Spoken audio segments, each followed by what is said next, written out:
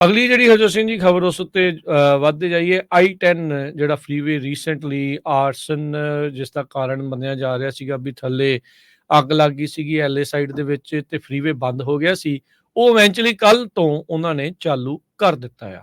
ਸੋ ਬੜੀ ਜ਼ੋਰਾਂ ਸ਼ੋਰਾਂ ਦੇ ਨਾਲ ਜੋਸ਼ੋ ਖਰੋਸ਼ ਦੇ ਨਾਲ ਉਹਨਾਂ ਨੇ ਕੰਮ ਜਿਹੜਾ ਉਹ ਕੀਤਾ ਤੇ ਦਿਨ ਰਾਤ ਕਹਿੰਦੇ ਕੰਮ ਚੱਲਿਆ ਤੇ I-10 ਫ੍ਰੀਵੇ ਜਿਹੜਾ ਆ ਥੈਂਕਸਗਿਵਿੰਗ ਦੇ ਰਸ਼ ਤੋਂ ਪਹਿਲਾਂ ਜਿਹੜਾ ਉਹ ਚਾਲੂ ਹੋ ਗਿਆ ਆ। ਹਾਲ ਦੀ ਘੜੀ ਜਿਸ ਨੇ ਅੱਗ ਲਾਈ ਮੰਨੀ ਜਾ ਰਹੀ ਹੈ ਆਰਸਨਿਸਟ ਜਿਹੜਾ ਆ ਉਸ ਦੀ ਭਾਲ ਜਾਰੀ ਹੈਗੀ ਆ। ਸੋ ਪਹਿਲੋਂ ਮੰਨਿਆ ਜਾ ਰਿਹਾ ਸੀਗਾ ਵੀ ਕਈ ਮਹੀਨੇ ਲੱਗ ਸਕਦੇ ਆ। ਫਿਰ ਰੀਸੈਂਟਲੀ ਗਵਰਨਰ ਨਿਊਸਮ ਉਹਨਾਂ ਨੇ ਕਿਹਾ ਵੀ 2-3 ਤੋਂ 5 ਹਫ਼ਤੇ ਲੱਗ ਸਕਦੇ ਆ। ਪਰ ਇਹਨਾਂ ਨੇ ਕੁਛ ਹੀ ਦਿਨਾਂ ਦੇ ਵਿੱਚ ਜਿਹੜਾ ਥੈਂਕਸਗਿਵਿੰਗ ਰਸ਼ ਤੋਂ ਪਹਿਲਾਂ I-10 ਫ੍ਰੀਵੇ ਜਿਹੜਾ ਆ ਉਹ ਚਾਲੂ ਕਰ ਦਿੱਤਾ ਹੈਗਾ ਆ। ਸੋ ਇਹ ਇੱਕ ਜਿਹੜੀ ਉਹ ਚੰਗੀ ਗੱਲ ਆ।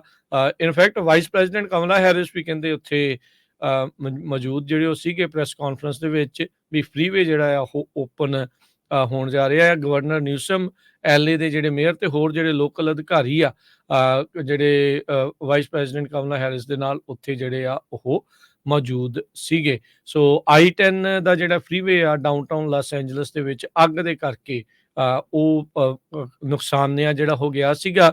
ਉਹ ਪਹਿਲੋਂ ਇਹ ਸੋਚਿਆ ਜਾ ਰਿਹਾ ਸੀ ਵੀ ਸ਼ਾਇਦ ਉਹ ਪੂਰਾ ਹਿੱਸਾ ਢਾਹ ਕੇ ਜਿਹੜਾ ਉਹ ਬਣਾਉਣਾ ਪਊਗਾ। ਪਰ ਕਹਿੰਦੇ ਵੀ ਜਿਹੜੀ ਅੱਗ ਦੇ ਨਾਲ ਜਿਹੜੇ ਨੋ ਡਾਊਟ ਕਾਲਮਸ ਨੂੰ ਨੁਕਸਾਨ ਜਿਹੜਾ ਉਹ ਪਹੁੰਚਿਆ ਸੀਗਾ।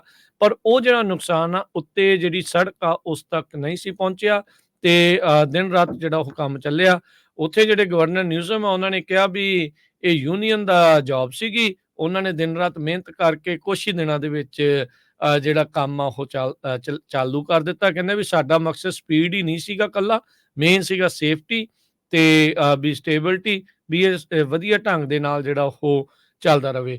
250 ਜਾਣਿਆਂ ਦੀ ਇਹ ਜੌਬ ਲਗਾਤਾਰ ਕਹਿੰਦੇ ਵੀ ਦਿਨ ਰਾਤ 24 ਘੰਟੇ ਚੱਲਦੀ ਰਹੀ ਤੇ ਜਿਹੜੇ ਪਿਲਰਸ ਸੀਗੇ ਉਹਨਾਂ ਨੂੰ ਜਿਹੜੇ ਡੈਮੇਜ ਪਿਲਰ ਸੀਗੇ ਉਹਨਾਂ ਨੂੰ ਹੁਣ ਬ੍ਰੇਸ ਜਿਹੜਾ ਉਹ ਕਰ ਦਿੱਤਾ ਗਿਆ ਆ ਤੇ ਉਹਦੀ ਥਾਂ ਦੇ ਉੱਤੇ ਉਹਨੂੰ ਮਜ਼ਬੂਤੀ ਦੇਣ ਦੇ ਲਈ ਨਾਲ ਜਿਹੜੇ ਦੂਜੇ ਪਿਲਰਸ ਆ ਉਹਨਾਂ ਨੂੰ ਹੁਣ ਲਗਾਇਆ ਗਿਆ ਆ। ਸਟੀਲ ਬੀਮਸ, ਵੁੱਡ ਪੋਸਟ ਤੇ ਹੋਰ ਕਈ ਕੁਛ ਲਾਇਆ ਗਿਆ। ਕਹਿੰਦੇ ਵੀ ਆਉਣ ਵਾਲੇ ਸਮੇਂ ਦੇ ਵਿੱਚ ਹੋ ਸਕਦਾ ਆ ਵੀ ਇਹ ਜਿਹੜਾ ਫ੍ਰੀਵੇ ਆ ਇਸ ਦੀ ਪੂਰੀ ਤਰ੍ਹਾਂ 100% ਰਿਪੇਅਰ ਕਰਨ ਦੇ ਲਈ ਵਿੱਚ ਕਦੀ ਜਿਹੜਾ ਉਹ ਬੰਦ ਕਰਨਾ ਪਵੇ। ਪਰ ਅੱਜ ਜਦੋਂ ਆਪਾਂ ਤੁਹਾਡੇ ਨਾਲ ਗੱਲ ਕਰ ਰਹੇ ਆ 20 ਤਰੀਕ ਨੂੰ ਤਾਂ ਇਹ ਜਿਹੜਾ ਫ੍ਰੀਵੇ ਆ ਇੱਕ ਵਾਰੀ ਫੇਰ ਚਾਲੂ ਹੋ ਚੁੱਕਾ ਆ। ਅਗਲੀ ਜਿਹੜੀ ਹਰਜੋਤ ਸਿੰਘ ਜੀ ਖਬਰ ਉਸ ਉੱਤੇ ਵੱਧਦੇ ਜਾਈਏ। I-10 ਜਿਹੜਾ ਫ੍ਰੀਵੇ ਰੀਸੈਂਟਲੀ ਆਰਸਨ ਜਿਸ ਦਾ ਕਾਰਨ ਮੰਨਿਆ ਜਾ ਰਿਹਾ ਸੀਗਾ ਵੀ ਥੱਲੇ ਅੱਗ ਲੱਗ ਗਈ ਸੀਗੀ LA ਸਾਈਡ ਦੇ ਵਿੱਚ ਤੇ ਫ੍ਰੀਵੇ ਬੰਦ ਹੋ ਗਿਆ ਸੀ।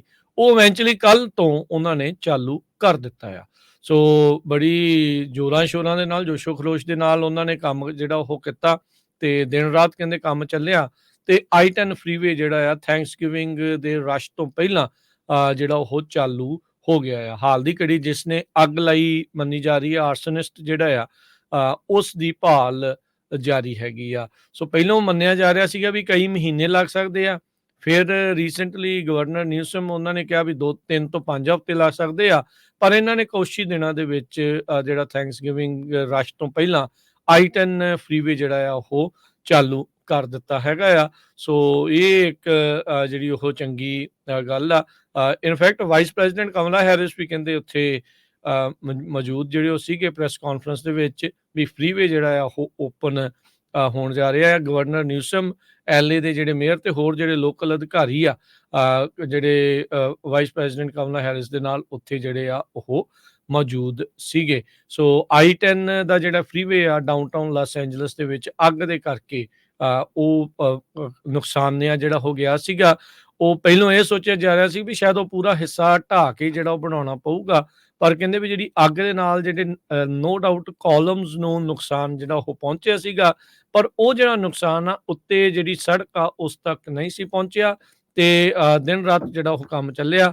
ਉੱਥੇ ਜਿਹੜੇ ਗਵਰਨਰ ਨਿਊਜ਼ਮ ਆ ਉਹਨਾਂ ਨੇ ਕਿਹਾ ਵੀ ਇਹ ਯੂਨੀਅਨ ਦਾ ਜੌਬ ਸੀਗੀ। ਉਹਨਾਂ ਨੇ ਦਿਨ ਰਾਤ ਮਿਹਨਤ ਕਰਕੇ ਕੁਛ ਹੀ ਦਿਨਾਂ ਦੇ ਵਿੱਚ ਜਿਹੜਾ ਕੰਮ ਆ ਉਹ ਚਾਲੂ ਕਰ ਦਿੱਤਾ। ਕਹਿੰਦੇ ਵੀ ਸਾਡਾ ਮਕਸਦ ਸਪੀਡ ਹੀ ਨਹੀਂ ਸੀਗਾ ਕੱਲਾ, ਮੇਨ ਸੀਗਾ ਸੇਫਟੀ ਤੇ ਵੀ ਸਟੇਬਿਲਿਟੀ ਵੀ ਇਹ ਵਧੀਆ ਢੰਗ ਦੇ ਨਾਲ ਜਿਹੜਾ ਉਹ ਚੱਲਦਾ ਰਵੇ। 250 ਜਾਣਿਆਂ ਦੀ ਇਹ ਜੌਬ ਲਗਾਤਾਰ ਕਹਿੰਦੇ ਵੀ ਦਿਨ ਰਾਤ 24 ਘੰਟੇ ਚੱਲਦੀ ਰਹੀ ਤੇ ਜਿਹੜੇ ਪਿਲਰਸ ਸੀਗੇ ਉਹਨਾਂ ਨੂੰ ਜਿਹੜੇ ਡੈਮੇਜ ਪਿਲਰ ਸੀਗੇ ਉਹਨਾਂ ਨੂੰ ਹੁਣ ਬ੍ਰੇਸ ਜਿਹੜਾ ਉਹ ਕਰ ਦਿੱਤਾ ਗਿਆ ਆ ਤੇ ਉਹਦੀ ਥਾਂ ਦੇ ਉੱਤੇ ਉਹਨੂੰ ਮਜ਼ਬੂਤੀ ਦੇਣ ਦੇ ਲਈ ਨਾਲ ਜਿਹੜੇ ਦੂਜੇ ਪਿਲਰਸ ਆ ਉਹਨਾਂ ਨੂੰ ਹੁਣ ਲਗਾਇਆ ਗਿਆ ਆ, ਸਟੀਲ ਬੀਮਸ, ਵੁੱਡ ਪੋਸਟ ਤੇ ਹੋਰ ਕਈ ਕੁਛ ਲਾਇਆ ਗਿਆ। ਕਹਿੰਦੇ ਵੀ ਆਉਣ ਵਾਲੇ ਸਮੇਂ ਦੇ ਵਿੱਚ ਹੋ ਸਕਦਾ ਹੈ ਵੀ ਇਹ ਜਿਹੜਾ ਫ੍ਰੀਵੇ ਆ ਇਸ ਦੀ ਪੂਰੀ ਤਰ੍ਹਾਂ 100% ਰਿਪੇਅਰ ਕਰਨ ਦੇ ਲਈ ਵਿੱਚ-ਵਿੱਚ ਕਦੀ-ਕਦੀ ਜਿਹੜਾ ਉਹ ਬੰਦ ਕਰਨਾ ਪਵੇ। ਪਰ ਅੱਜ ਜਦੋਂ ਆਪਾਂ ਤੁਹਾਡੇ ਨਾਲ ਗੱਲ ਕਰ ਰਹੇ ਹਾਂ 20 ਤਰੀਕ ਨੂੰ, ਤਾਂ ਇਹ ਜਿਹੜਾ ਫ੍ਰੀਵੇ ਆ ਇੱਕ ਵਾਰੀ ਫੇਰ ਚਾਲੂ